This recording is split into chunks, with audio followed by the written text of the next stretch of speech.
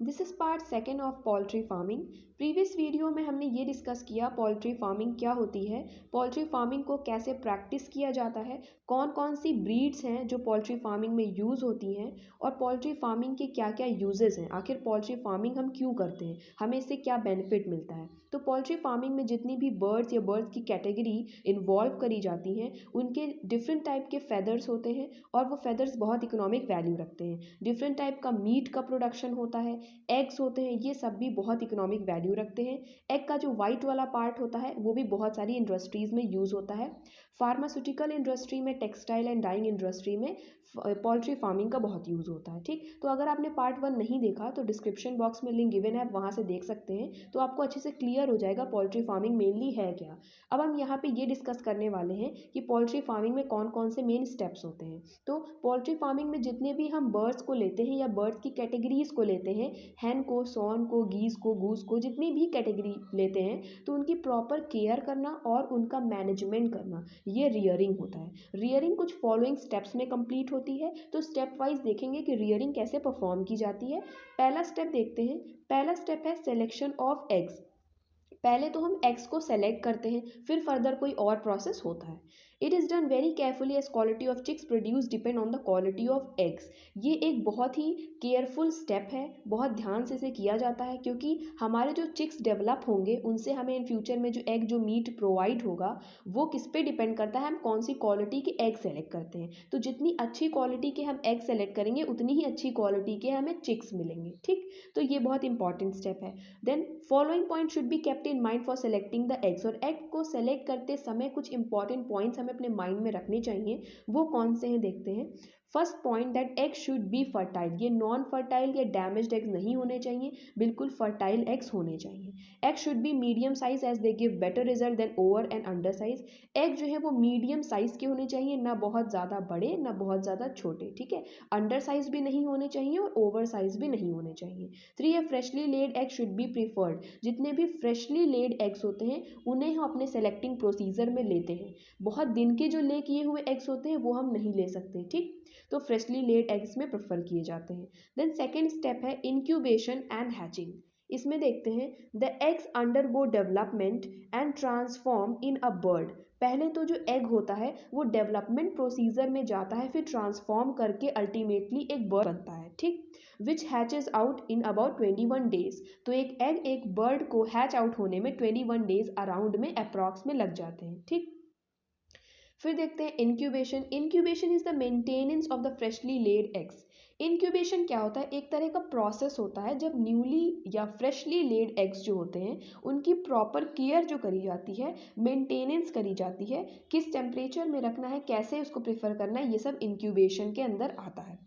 ठीक, इन optimum condition till hatch. की proper जब तक हैचिंग नहीं हो जाती तब तक के पीरियड को हम इंक्यूबेशन पीरियड कहते हैं। जब एक एग पूरी तरह से हैच कर जाता है तो वही बर्ड बनता है या चिक बनता है, तो पूरी तरह से हैचिंग होने से पहले का जो पीरियड होता है उनकी मेंटेनेंस का पीरियड, ये इंक्यूबेशन पीरियड होता है। और ये दो टाइप का पीरियड होता है, दो तरह के इंक्यूबेशन होते हैं, देखते हैं कौन कौन से। नेचुरल इंक्यूबेशन होता है और आर्टिफिशियल इंक्यूबेशन होता है। Natural incubation is a method in which eggs are left in mother hens care. देखो नेचुरल इंक्यूबेशन, ये नेम से ही आइडिया लग जाता है कि नेचुरल मीन्स नेचर से, जिसमें मैन का मैन मेड मैनिपुलेशन की ज़रूरत नहीं पड़ती है, वो नेचर्स की मदद से ही जो एग की हैचिंग हो जाती है। जैसे जो हेन्स होती हैं जो एग ले करती हैं वो उनके ऊपर बैठ के ही उनको वार्म पहुंचाती हैं, उनकी मेंटेनेंस का ध्यान रखती हैं, फिर जो एग्स हैं उनकी हैचिंग हो जाती है। तो ये तो एक तरह का नेचुरल प्रोसेस हुआ ना, नेचर के थ्रू हो रहा है, हैन खुद कर रही है, कोई मैन मेड प्रोसीजर इन्वॉल्व नहीं है इसमें, तो ये नेचुरल इंक्यूबेशन हो गया। आर्टिफिशियल इंक्यूबेशन में the eggs are kept in incubator under optimum conditions of temperature 37 to 38 degree Celsius, humidity 60 to 70% and ventilation. देखो आर्टिफिशियल इंक्यूबेशन में हैन का प्रोसीजर हटा के मैन मेड इन्वॉल्वेशन इसमें किया जाता है। जैसे आर्टिफिशियल इसी वजह से कहते हैं क्योंकि जो एग्स होते हैं ले करने के बाद उनको इंक्यूबेटर में रखा जाता है जिसमें ना ऑप्टिमम कंडीशन सेट करी जाती हैं, मतलब हम अपने अकॉर्डिंग अकॉर्डिंग सारी कंडीशन सेट कर सकते हैं कि कितना टेम्परेचर होना चाहिए, कितनी ह्यूमिडिटी होनी चाहिए और किस तरह के शेडेड होना चाहिए, ओपन होना चाहिए, ये सब हम अपने अकॉर्डिंग सेट करते हैं। हैन में तो सारा टेम्परेचर ह्यूमिडिटी सब वही डिसाइड करती है ना। यहाँ पे आर्टिफिशियल में हम टेम्परेचर डिसाइड करते हैं और ह्यूमिडिटी डिसाइड करते हैं, वेंटिलेशन भी डिसाइड करते हैं कि उसमें जो एयर है वो किस साइड से आएगी, किधर से निकलेगी, पूरा वेंटिलेट करते हैं हम खुद ही है। For proper incubation, hatching position of the egg and its change at regular interval is also important। अब आर्टिफिशियल इंक्यूबेशन में एक चीज़ और ज़रूरी है, जब हम आर्टिफिशियल इंक्यूबेशन कर रहे हैं तो एग की पोजीशन बहुत ज़्यादा मैटर करती है, तो उनको रेगुलर इंटरवल पे थोड़ा सा अल्टर किया जाता है जिससे कि प्रॉपर उनकी हैचिंग हो पाए। ठीक, फिर हैचिंग में कौन कौन से प्रिकॉशंस लेने चाहिए। Eight the time of hatching following care should be taken. ठीक है, प्रिकॉशंस वो पहले से केयर होती है जो हमें लेनी होती है।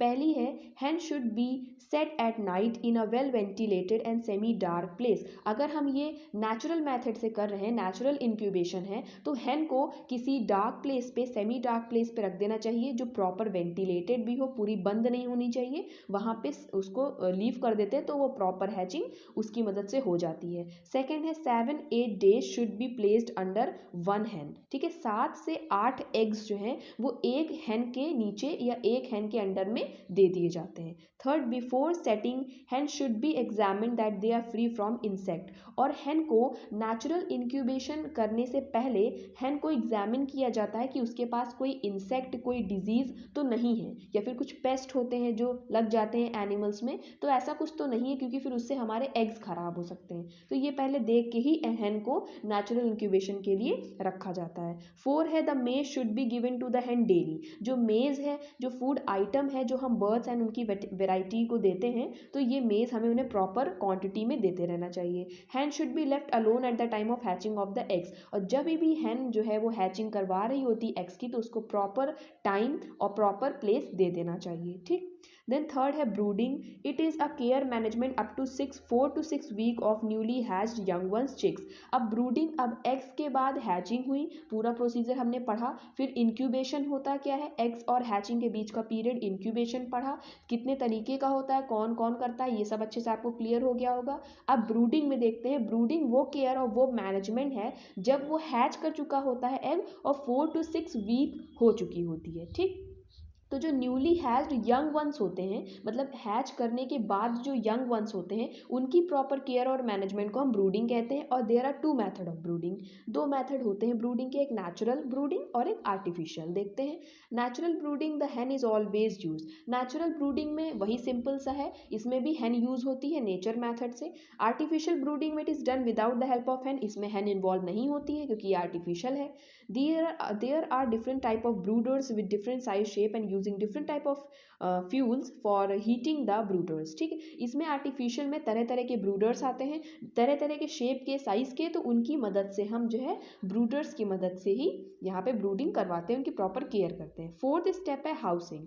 Housing of poultry birds is done to protect them from predators. Housing क्यों इंपॉर्टेंट है, क्योंकि जितने भी हमारे छोटे छोटे न्यूली हैच चिक्स हैं उनको हमें प्रोटेक्ट करके रखना जरूरी है, क्योंकि जितने भी प्रेडेटर एनिमल्स होते हैं वो उनको खा सकते हैं, इनगल्फ कर सकते हैं। तो प्रोटेक्ट करने के लिए प्रॉपर हाउसिंग देना पड़ता है। ठीक, birds can be kept in open yards और कवर्ड केजेस। बर्ड को हम ओपन यार्ड्स में भी रख सकते हैं और कवर करके भी रख सकते हैं। Following 3 main types of settle housing system are used. 3 तरह के मेनली हाउसिंग सिस्टम यूज होते हैं, देखते हैं कौन से हैं। पहला फ्री रेंज सिस्टम है, ये एक तरह का ओल्ड मेथड है जो पहले अपनाया जाता था।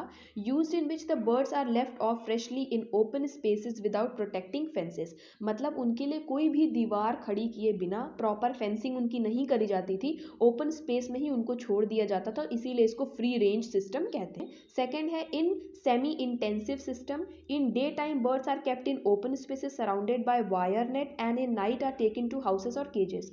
दिन के समय में जो बर्ड्स हैं या बर्ड्स की तरह तरह की वेराइटी है जो यूज होती है पोल्ट्री में, तो उनको एक वायर नेट के अंदर रखा जाता है। वो होती तो ओपन स्पेस है लेकिन उसमें फेंसिंग कराई जाती है, प्रॉपर नेट से, वायरिंग से उसको बंद कर दिया जाता है। उसमें ये रहती है डे टाइम में, और नाइट टाइम में इनको हाउसेस या केजेस में बंद करके रखा जाता है। देन थर्ड है in intensive system. Birds are kept throughout their rearing period in houses और cages. It adopted in urban areas. Modern या अर्बन एरियाज में ये प्रैक्टिस किया जाता है इंटेंसिव सिस्टम। इसमें बर्ड्स या उनकी वेराइटी को हाउसेस में या केजेस केजेस में ही रखा जाता है, ठीक, पूरे time. Then soil for fowls, soil should be sandy, तरह तरह की बर्ड की वैरायटी के लिए सॉइल भी डिफर करती है, सैंडी हो सकती है। The stony soil is not suitable for fowls, और फाउल्स के लिए स्टोनी सॉइल सुटेबल नहीं होती। मैंने बताया अलग अलग वैरायटी के लिए अलग अलग सॉइल सुटेबल होती है, because stone should damage the feet of foul, क्योंकि फाउल के जो फीट्स होते हैं उनको ये स्टोन्स डैमेज कर सकते हैं। Heavy soil with high percentage of moisture is harmful, और बहुत ही ज़्यादा जो हैवी सॉइल होती है जिसमें मॉइस्चर या वाटर का कंटेंट बहुत ज़्यादा होता है वो भी हार्मफुल हो सकती है, ठीक। तो ये भी ध्यान में रखने वाला है कि सॉइल किस टाइप की हमें लेनी है। तो जिस तरह की हमारी बर्ड्स की वैरायटी होगी पोल्ट्री फार्मिंग में उसी टाइप की हम सॉइल को ले सकते हैं, प्रॉपर हाउसिंग उनकी करेंगे, ठीक। फिर देखते हैं shelter. Poultry should be protected from the cold winds, heavy rain, they should not be allowded to walk in water, ठीक है। अब इनका प्रोटेक्शन हम प्रीडेटर से तो करते भी हैं, इनको प्रॉपर शेल्टर भी देते हैं कि इनको कोल्ड विंड्स या कोई भी क्लाइमेटिक कंडीशन या कोई ड्रॉथ हो जाए या हैवी रेनिंग होने लगे तो ये सब उन पे इफेक्ट ना डाल सके, इसलिए प्रॉपर उनको शेल्टर भी देते हैं, ठीक। शेड, नेक्स्ट पॉइंट है the poultry should be well protected from hot sun, hot wind in summer season, so the site of poultry ground should be such as to have a number of herbs and trees. यहाँ पे ये कह रहे हैं poultry farming का जो भी area होना चाहिए वहाँ पे आसपास बहुत सारी हर्ब्स एंड ट्रीज होनी चाहिए जिससे कि उनको शेडेड प्लेसेस मिलती रहें, ठीक। और बहुत ज़्यादा एक्सेसिव सन की डायरेक्शन में या विंड में उनको नहीं छोड़ना चाहिए, ठीक। तो ये कुछ स्टेप्स हो गए।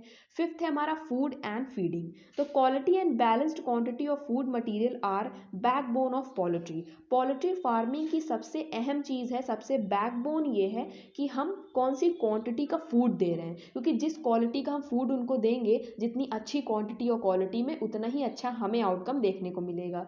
Then the oats, peas, gram, beans are good food for fowls, ठीक है। फाउल्स जो बर्ड आती है उनके लिए ओट्स, बीन्स और ग्राम, बीन्स ये एक तरह का गुड फूड माना गया है। The rice and Indian corn, मक्का are not proper food for birds, और बर्ड्स को जब हम फीडिंग कराते हैं तो राइस और इंडियन कॉर्न जिसे मक्का कहते हैं ये उनके लिए प्रॉपर फूड आइटम नहीं है।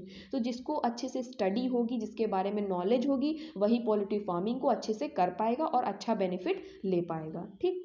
Growth and egg production are directly effected by quantity of food. देखो जो बर्ड्स हैं या तरह तरह की जो बर्ड्स हैं उनकी ग्रोथ और उनके एग का प्रोडक्शन पूरी तरह से डिपेंड करता है कि हम कितनी क्वांटिटी में उनको फूड दे रहे हैं। अगर हम फूड की क्वांटिटी अच्छी नहीं रखेंगे तो उनकी एग लेइंग की कैपेसिटी भी कम हो जाती है। Food quality differ both the age of birds and the purpose of rearing, और फूड की क्वालिटी जो है वो एज ऑफ बर्ड से भी डिफर करती है और पर्पज ऑफ रियरिंग पे भी डिफर करती है, तो ये भी ध्यान रखना है।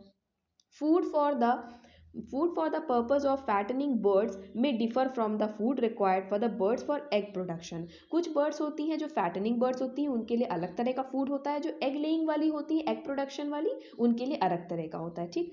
Feed over more than 50% of the poultry cost, ठीक। The food used by the bird should have a balanced amount of carbohydrate, fat, protein, vitamins and minerals। जो भी food हम provide कर रहे हैं certain birds को उनके लिए ना बैलेंस्ड अमाउंट में carbohydrate, fat, protein, vitamins and minerals उस फूड आइटम में होने चाहिए, जिससे कि हमारे जो बर्ड्स हैं और उनकी वेराइटी हैं उनको किसी भी तरह की जो है डिफिशियंसी ना हो पाए, ठीक। तो ये कुछ स्टेप्स थे कैसे हम पोल्ट्री फार्मिंग को परफॉर्म करते हैं।